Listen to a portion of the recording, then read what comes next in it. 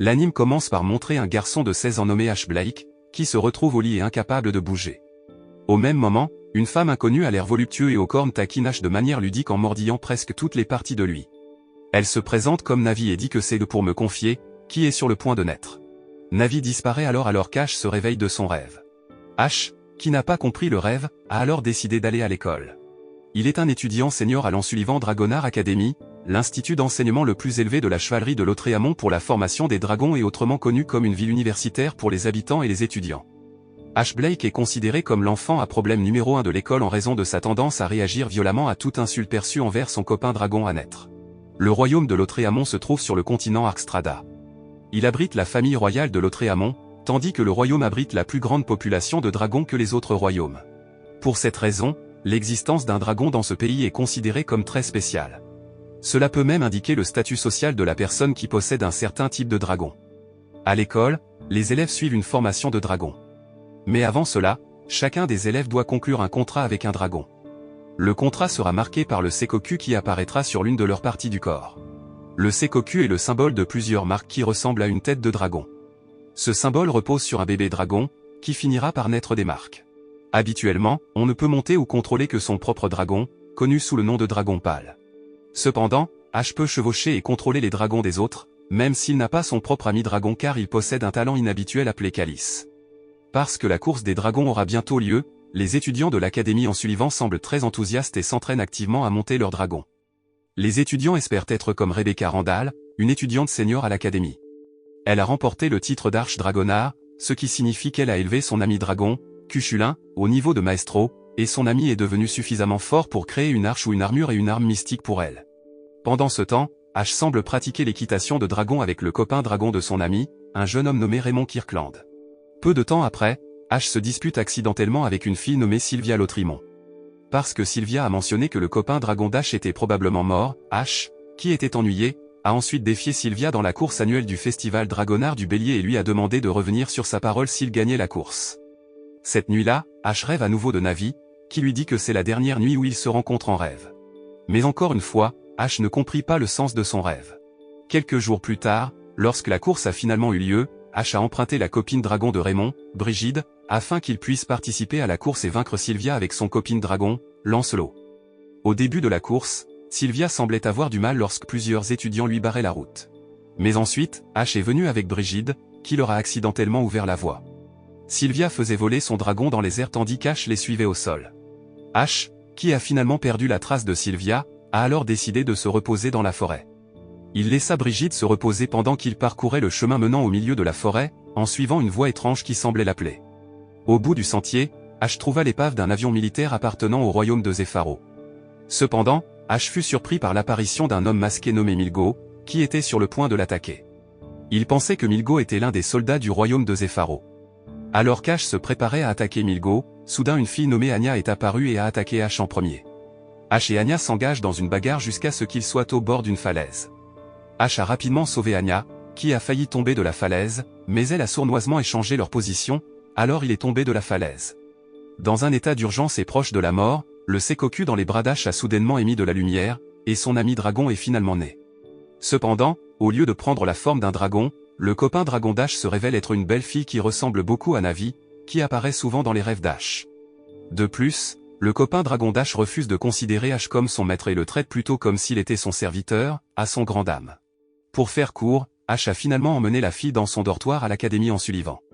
Cependant, la présence de la jeune fille a même paniqué l'un des amis d'Ash, un jeune homme nommé Maximilien Russell, car Ash a caché une fille sans vêtements dans sa chambre. D'un autre côté, Rebecca, présidente du conseil étudiant, ne semble pas se soucier de la présence de la fille car elle est la copine dragon d'Ash.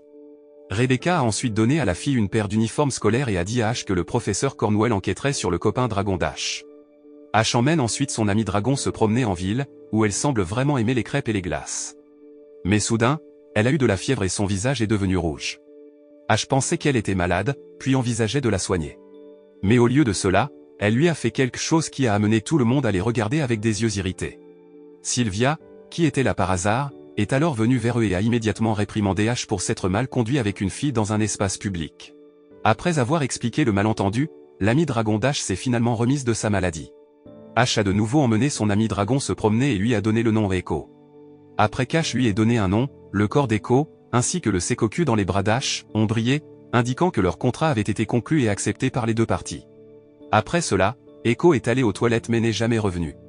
Ash, qui était inquiet, devina que Milgo et Anya avaient kidnappé Echo. Sylvia a alors suggéré à Ash d'utiliser Astral Flow pour localiser Echo. Avec Astral Flow, il peut localiser où se trouve Echo, qui s'avère avoir été kidnappé par Angela Cornwell, une experte dans le domaine des dragons. Il s'agit du professeur Cornwell, mentionné par Rebecca, qui connaît les tenants et les aboutissants des dragons et souhaitant savoir plus sur le copain dragon d'Ash qui a une forme humaine au lieu d'un dragon. Ash et Sylvia arrivèrent finalement au château où Echo était détenu et rencontrèrent Angela. Comme Angela était sur le point d'opérer Echo, Ash a essayé de l'arrêter. Mais Angela a d'abord fait perdre connaissance à Ash et à ses amis grâce à son pouvoir. Voyant Ash, qui s'était évanoui, Echo a immédiatement crié, ce qui l'a fait se réveiller car ils étaient toujours connectés via Astral Flow. Après avoir réussi à arrêter Angela, Ash s'est précipité pour emmener Echo à partir de là.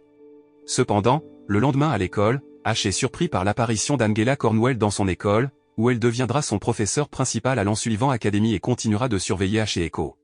Sylvia et son dragon Lancelot se souviennent de son passé lorsqu'elle rencontre un garçon dans la forêt qui l'aide.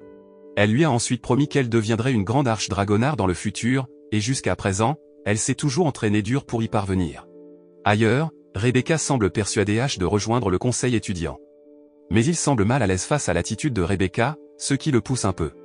Ils sont alors surpris par une agitation à l'école provoquée par un dragon enragé qui n'a pas de maître.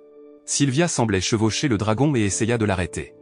Rebecca a dit à Ash que Sylvia, en tant que princesse héritière du royaume de Lautréamont, pourrait être jalouse de lui car il peut chevaucher n'importe quel dragon, même s'il n'est pas sous contrat. Quelle capacité n'est possédée par personne d'autre dans le pays à l'exception d'Ash. Rebecca a ensuite utilisé ses pouvoirs d'arche-dragonard pour sauver Sylvia et calmer le dragon. Cependant, Sylvia considérait plutôt Rebecca comme sa rivale. Après cela, Ash a été vu marchant dans la ville avec Echo et est tombé accidentellement sur Rebecca et Sylvia.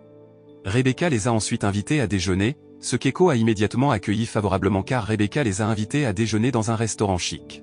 D'un autre côté, Milgo et Anya semblaient être sur la place de la ville, où Milgo a sorti son arme phare et a utilisé son pouvoir pour invoquer un dragon nécromancie, un cadavre de dragon ressuscité. Echo, qui s'en est rendu compte, s'est immédiatement levé et a averti Ash que quelque chose de grave allait bientôt arriver. Effectivement, peu de temps après, un gigantesque dragon gris de nécromancie est apparu, terrifiant et a commencé à détruire la ville. Le dragon a alors visé Echo et a réussi à l'attraper. Ash et ses amis ne peuvent pas rester silencieux. Rebecca a immédiatement invoqué son dragon et a utilisé son pouvoir pour combattre le gigantesque dragon. Elle réussit à détruire la tête du dragon. Mais contre toute attente, la tête du dragon peut repousser. Ash a paniqué parce que le dragon de nécromancie a avalé Echo vivant, puis a demandé à Sylvia d'invoquer Lancelot afin qu'il puisse monter et contrôler le dragon de Sylvia. Sylvia a alors accédé à la demande d'Ash d'aider Echo.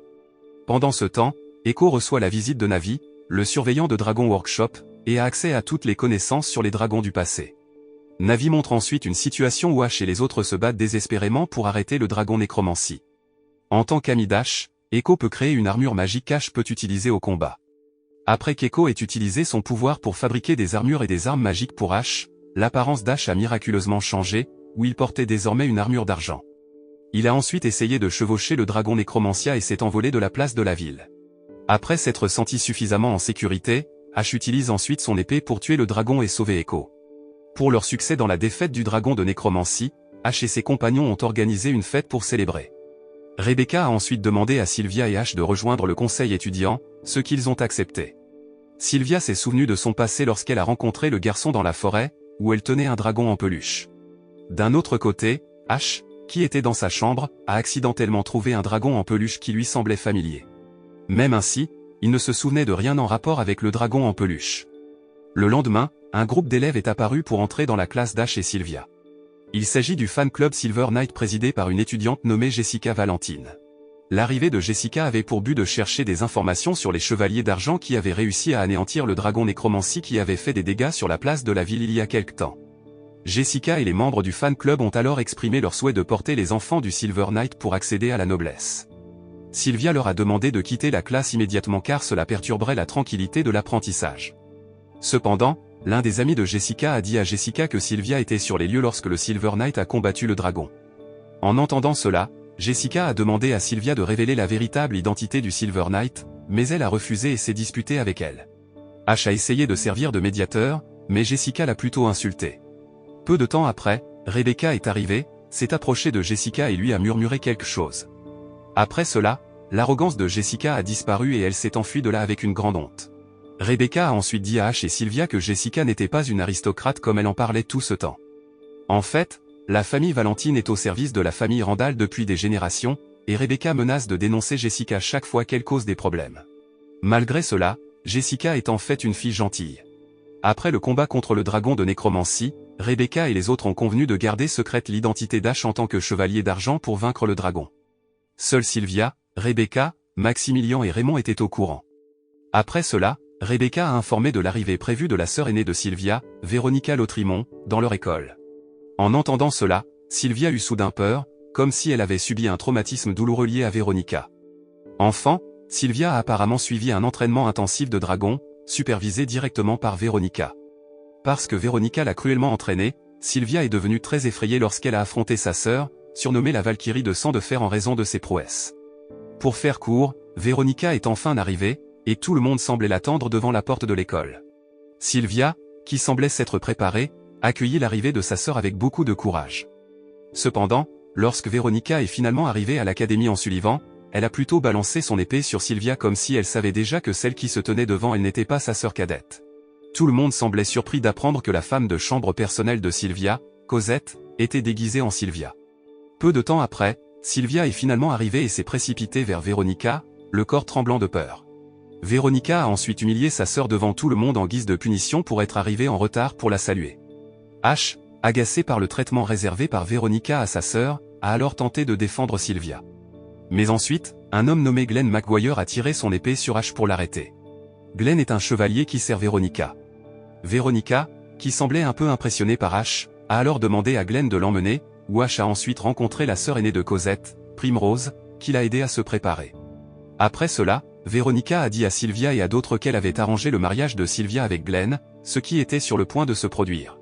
Le mariage doit avoir lieu immédiatement car, à cette époque, la lignée de la famille Lautréamont était coupée après que leur seul et unique frère, Julius, ait été exécuté pour avoir tué son ami dragon.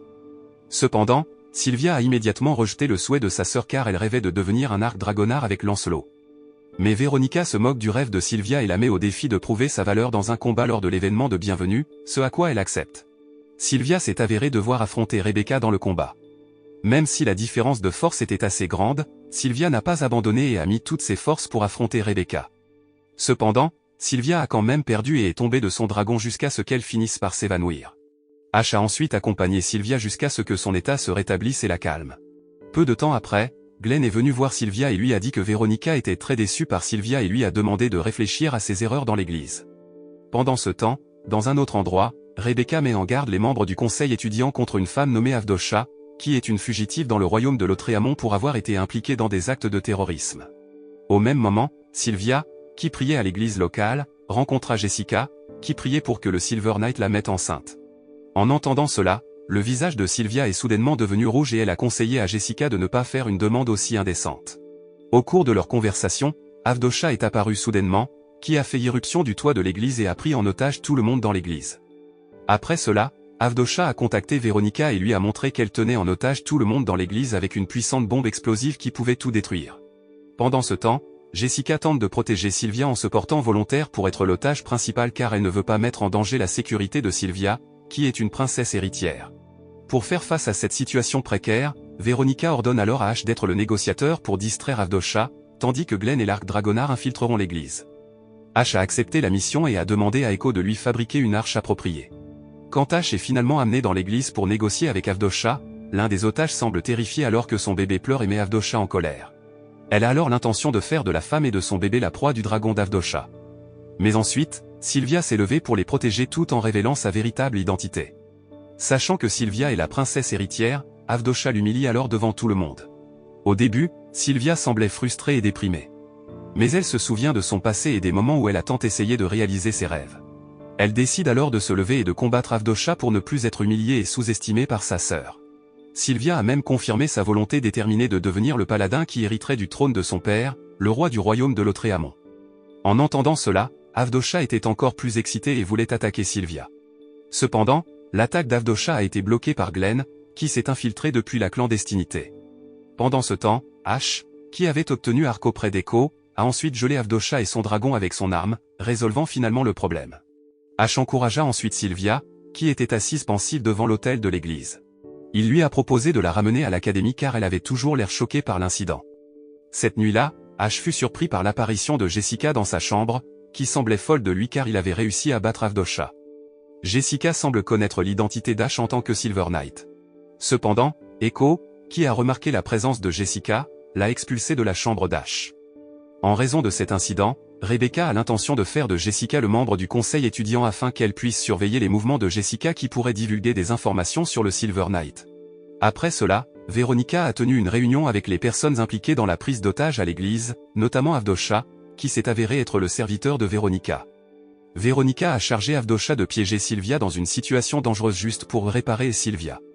Veronica croit donc vraiment que sa sœur deviendra la grande paladin à l'avenir.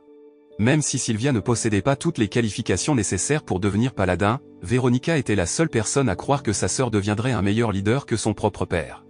En fait, Veronica se soucie vraiment de sa sœur et l'aime plus que tout. Cela est prouvé par le navire de guerre de Veronica, nommé Sylvanus, qui est une autre version du nom de Sylvia. Après avoir su cela, Sylvia n'avait plus peur de sa sœur et se sentait reconnaissante parce qu'elle avait une grande sœur. De son côté, Avdosha révèle à Ash et à ses compagnons qu'elle recherche sa sœur cadette nommée Samara, disparue il y a quelque temps. Une nuit, Echo a fait un mauvais rêve qui l'a fait transpirer et mouiller son lit quand elle a voulu raconter son rêve à Ash. Il s'est moqué d'elle parce qu'elle avait mouillé le lit quelque temps plus tard. Rebecca invite Ash et ses compagnons à rencontrer une fille nommée Luca Saarinen, la secrétaire du conseil étudiant qui est un Ekbald ou elfe de la forêt. Luca est la plus jeune personne à devenir dragonard, et son ami dragon est un maestro dragon nommé Gawain. Cependant, Gawain a récemment évité Luca, brisant même le flux astral entre eux, donc elle ne sait pas ce qui est réellement arrivé à son ami dragon. Sachant cela, Ash a l'intention d'aider Luca afin qu'elle puisse se réconcilier avec son ami dragon. Rebecca suggère alors à Ash d'essayer de monter Gawain pour découvrir ce que ressent le dragon.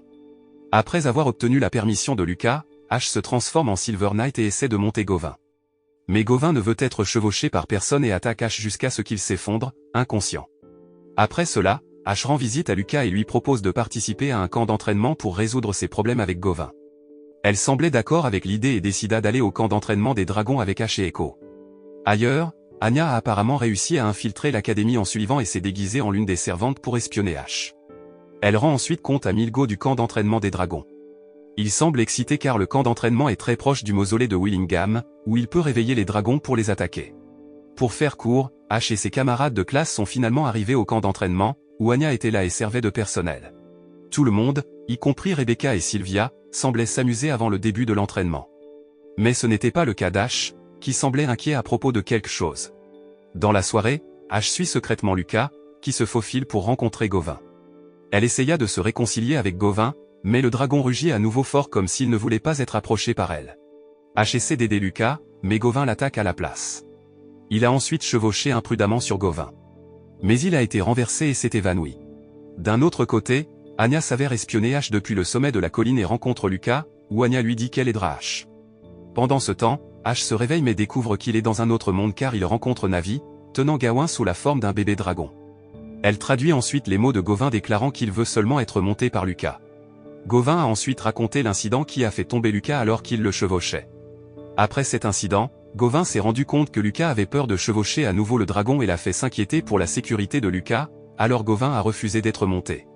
Mais d'un autre côté, cela coupait le flux astral entre eux, ce qui mettrait en danger la vie de Gawain.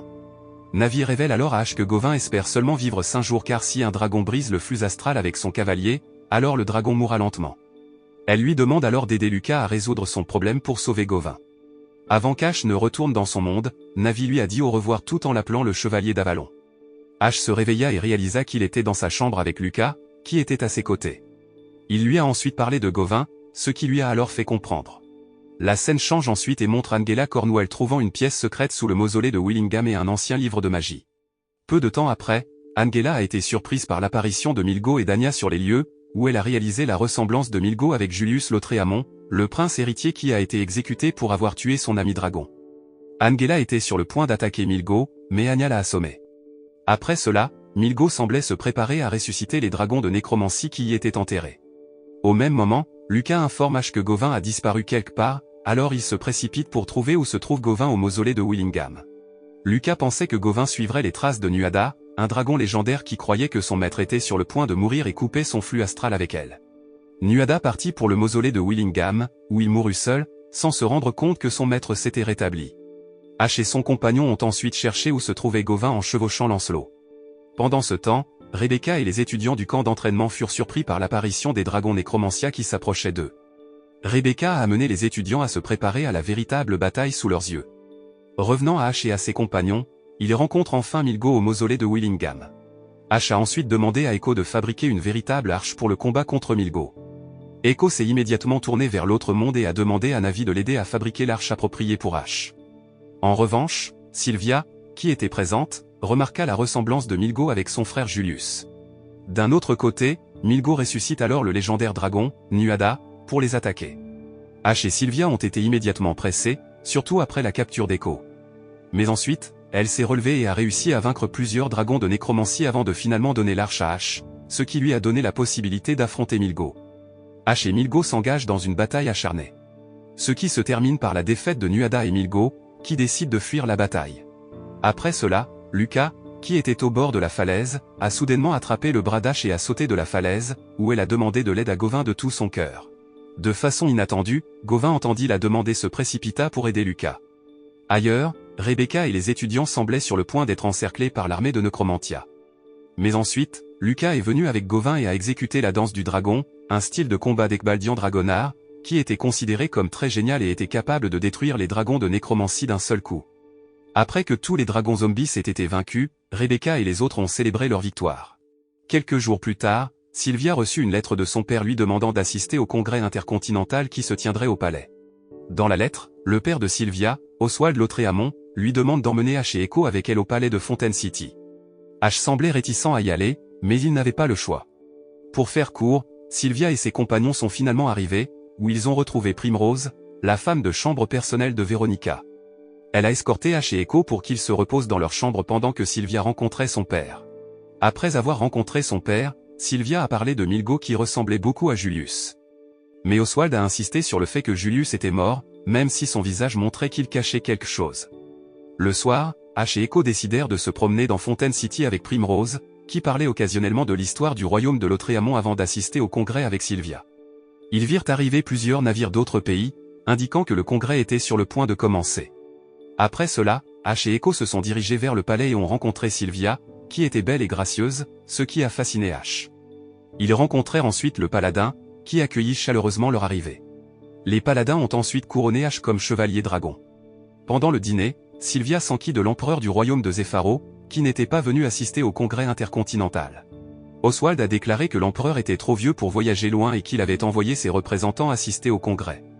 Ailleurs, Milgo et Anya ont été vus en train d'avoir une conversation sérieuse avec Klaus Wiederhausen, un noble envoyé pour représenter l'empire Zépharo au congrès continental. Klaus et Milgo envisagent apparemment de kidnapper Echo et d'en faire un sujet expérimental car elle est une amie dragon spéciale et rare. Pendant ce temps, Sylvia réalisa finalement que le dragon de nécromancie qui les attaquait sur la place de la ville était Mordred, le copain dragon de Julius. Elle s'est ensuite précipitée vers Veronica et Glenn et leur a parlé de Milgo, qui ressemblait beaucoup à Julius. En entendant cela, Glenn fut très surpris et pensa que Sylvia inventait simplement. Veronica a alors demandé à sa sœur de ne rien dire. Pendant qu'elle était au palais, Echo se sentait apparemment jalouse de la proximité d'Ash et de Sylvia, alors elle a essayé de battre Sylvia par tous les moyens pour attirer toute l'attention d'Ash. Pendant ce temps, Sylvia semble exprimer son inquiétude face à l'apparition de Milgo. Et son père, qui semble mentir sur l'exécution de Julius. Ash a ensuite réconforté Sylvia en lui parlant de sa famille et lui a suggéré de demander directement à Milgo s'il se reverrait. La scène change alors et montre Echo courant sous la pluie, essayant de trouver un endroit pour s'abriter. Echo a trouvé un bâtiment abandonné, où elle a vu que Primrose avait affaire à plusieurs intrus qui y étaient entrés. Mais ils ont tous deux été kidnappés par les intrus. Le congrès intercontinental est enfin officiellement convoqué. Les invités affluent au palais, notamment Klaus Wiederhausen, qui a Milgo comme garde du corps. Ash et Sylvia ont dansé ensemble lors de la soirée dansante avant que Klaus ne les approche enfin et demande à Sylvia de danser avec lui. Cependant, Sylvia a rejeté Klaus parce qu'elle voulait danser avec Milgo.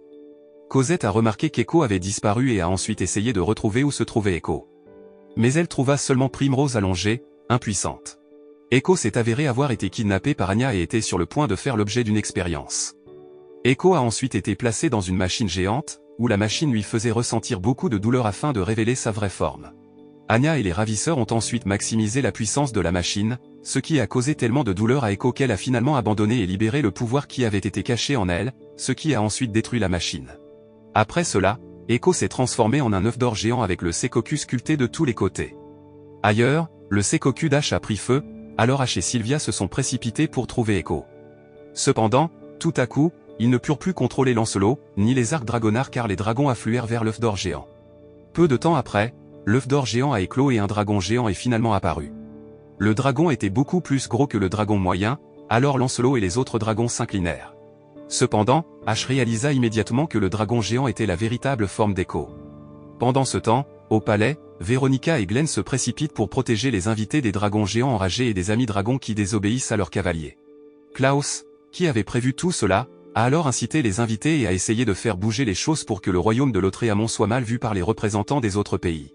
Veronica et Glenn affrontent ensuite Milgo, qui révèle qu'il est bien Julius, mais que son corps est désormais contrôlé par Mordred, son ami dragon. Dans le passé, à mesure que son dragon grandissait, Julius découvrit que Mordred avait un aspect malveillant dans sa personnalité, né de sa mémoire ancestrale en tant que descendant du sombre royaume de Néalenia et qu'il prenait lentement le dessus sur lui. À cette fin, Mordred a conspiré avec le prince pour se suicider, espérant que cela tuerait son côté maléfique. Malheureusement, le côté maléfique de Mordred a pu échapper à la mort de son corps et posséder Julius. Lorsque le paladin a épargné la vie de Julius, il a involontairement permis à Mordred de survivre. En sachant cela, Glenn tente d'attaquer Mordred mais échoue. Mordred tente plus tard de posséder Echo pour se réanimer complètement et quitte le corps de Julius. D'un autre côté, Veronica a été piégée dans la brume noire de Mordred et a finalement réussi à être sauvée par Julius, qui est désormais redevenu lui-même. Mordred rencontre enfin Navi et la persuade de former une alliance avec lui afin que Mordred puisse devenir le dirigeant des dragons et le dirigeant du monde des démons. Mais elle refuse l'offre de Mordred et révèle qu'elle est l'incarnation du Dragoès, le dépositaire de toutes les connaissances sur les dragons. Pendant ce temps, Julius rencontre Ash et lui propose de l'aider à sauver Echo et à vaincre Mordred. Julius emprunte alors le navire de guerre de Veronica et emmène Ash avec lui.